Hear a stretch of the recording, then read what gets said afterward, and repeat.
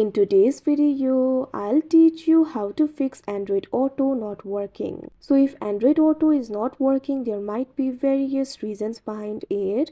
The first reason might be there can be some problem with the Android Auto application. So in that case, what you have to do is simply try clearing the cache of the Android Auto.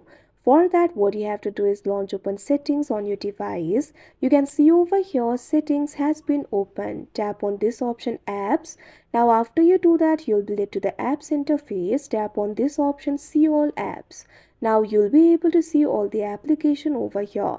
Find the application for Android Auto and tap on it. Now once you do that, you'll be led to the app info interface of Android Auto. Tap on this option storage and cache that you can see on the screen. Now once you do that, what you have to do is tap on the option clear cache. After you do that, your problem should be fixed. If your problem is still not fixed, what you can do is simply try checking for the permissions. In the app info interface, you'll be able to find this option for permissions. Simply tap on it. Now after you do that, you'll be led to the app permissions interface.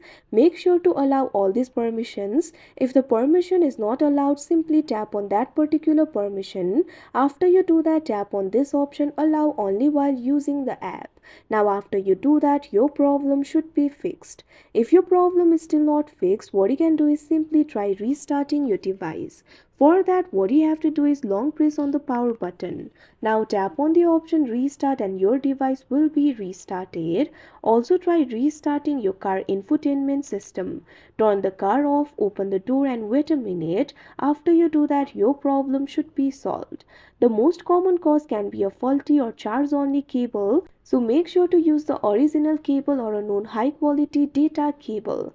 After you replace the USB cable too, your problem should be fixed. So that is how you fix Android Auto not working. I hope you found this video helpful. Thank you for watching.